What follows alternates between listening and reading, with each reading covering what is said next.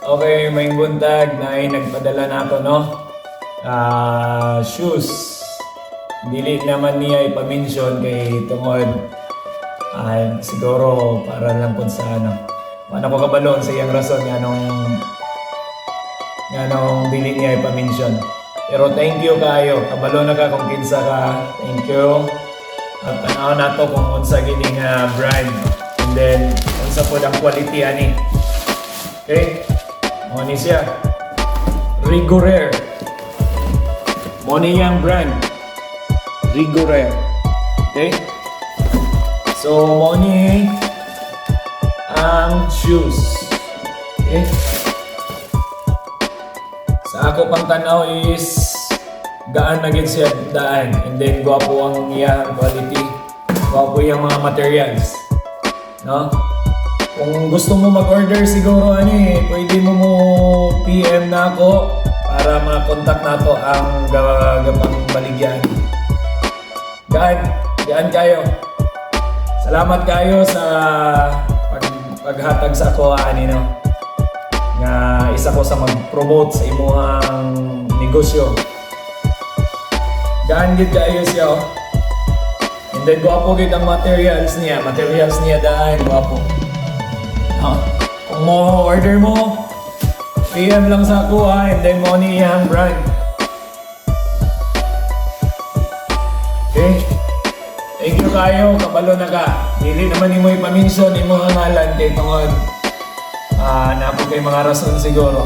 Pero thank you kayo, wala na ko ga-expect na makatandaan pa ko nimo. Okay? Thank you, thank you, thank you.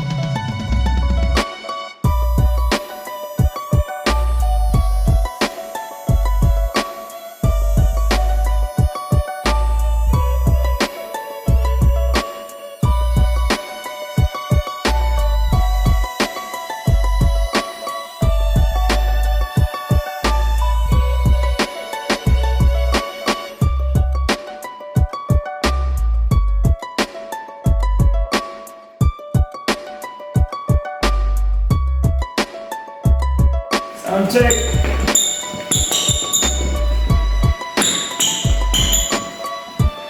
Ano po sa shoes?